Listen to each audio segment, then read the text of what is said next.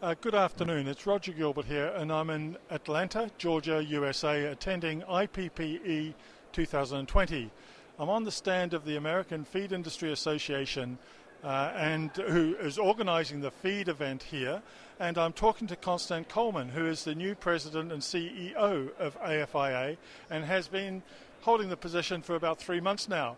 And Constance is going to tell us a little bit about her experience and also some of the issues that the AFIA face. Constance, welcome. Thank you, Roger. Thank you very much. Appreciate the opportunity to visit with you. Thank you. And could you tell us a little bit about your first-hand experience with AFIA? First-hand experience is one of a fabulous industry. It's very innovative, it's far-reaching, and it's quite on the edge of addressing many of the problems and solutions that we see in food and agriculture. And in the short time you've been here, of course you have a history in the industry, in the farming industry, etc. But in the short time you've been in post, what are the major issues that you think you're facing in the immediate future? Well, in the immediate future, I would put them in some very big buckets. One is the international situation with some of the trade disruptions we've seen and some of the resolutions that may be coming along for us.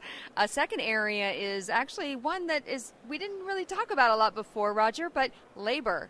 Finding skilled employees of all levels to work within the feed industry. And then the third, and the one that I think is most provocative, is the area of sustainability.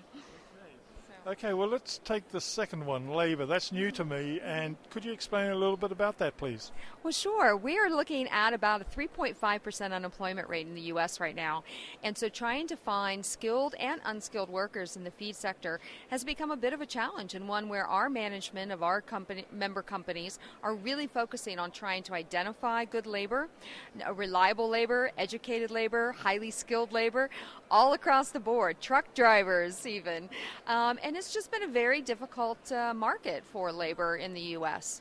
And is this easing now that Mr. Trump is negotiating successfully with the Chinese? Do you see that it is having some positive impact? Well, I think the trade negotiations and the progress there is very positive for the feed industry here in the U.S.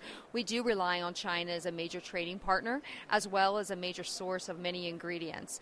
And so the easing of those tensions and, of course, the Phase 1 agreement that was just recently signed has been very helpful to clearing up some of the unpredictability and uncertainty that our members are facing. Will that give more confidence, labor-wise, to the industry here? Well, I think it will, because labor is a big investment, and particularly when you have to work so very hard to find the right skill sets, that now I think companies may be feeling a little bit more optimistic about making that intense investment. Yeah. And I'd like to ask about the international implications of labor. I mean, do you see this as an issue just in the United States, or do you, through your connections, do you think it's a wider issue, labor and the shortage or a lack of skilled labor possibly wider in the industry? I think it's probably wider in the industry. When I talk to my colleagues in Europe and South America, it's sometimes you can find people, but can you find the right people? And the people that are going to come in and do the job you need, especially when we're talking about more and more technologically complex issues and products. Yeah. And with labor in mind, I know we're focusing on labor here, but with labor in mind, what can we do? What can the industry do? Is there more training that we can offer, or encouraging students or young people to come into the industry?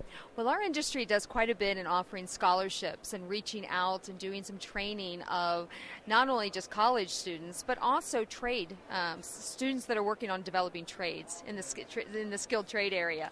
So I think there is a lot of opportunity for us to generate interest among young people, interest among students, but then also positioning ourselves as an interesting career choice for those mid-career people that are looking for a change. Good news. You mentioned sustainability, was it? Yes, the third one? Yes, sustainability is one that's a personal passion of mine, Roger.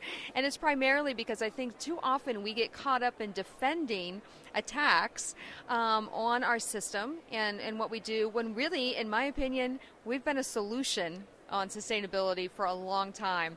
We offer a unique solution because we're looking at biogenic systems that are closed systems that don't add increased impact on some of our environmental challenges, but rather ones that with simple mitigation and simple changes in innovation, we actually are much more of a solution space than we currently are. We're a value proposition no one knows about.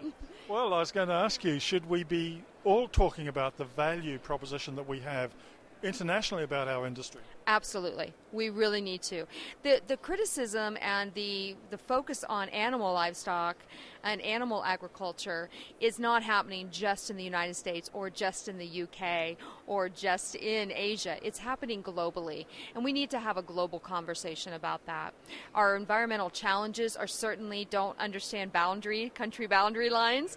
They're certainly global in nature, and I think for us to be able to coordinate and share some of the learnings we have in some parts of the world that have more sophisticated systems with those parts of the world that actually could really benefit from those is very critical too. And can I come back to your first point? Can you explain a little bit about that, please? The major point as far as the sharing with other countries as far as the sustainability, yes, we absolutely can do a lot of work. Through the International Feed Industry Federation, AFIA supports capacity building in developing parts of the world, as well as a lot of training on how they can improve the efficiency and reduce the environmental impact of the facilities, yes. And how's the changing tact? How's the show been this year? This is your first show. It's my first show, Roger, and I have to tell you that not only are my feet sore, because this is a lot of acreage for the trade show, but it has been one of incredible conversations with the participants here, both the folks who have booths demonstrating their products and the customers that have been coming to buy. It's exciting, very, very exciting. We see just a lot of really good activity happening. Well, congratulations on the show. It's bigger this year for your information than it was last year. It fills the whole of the A hall, and walking around, there's lots of people here. There's lots of people from overseas. It's good to see, and congratulations, and all the best in your future job. Thank you so much. I appreciate that. Thank you.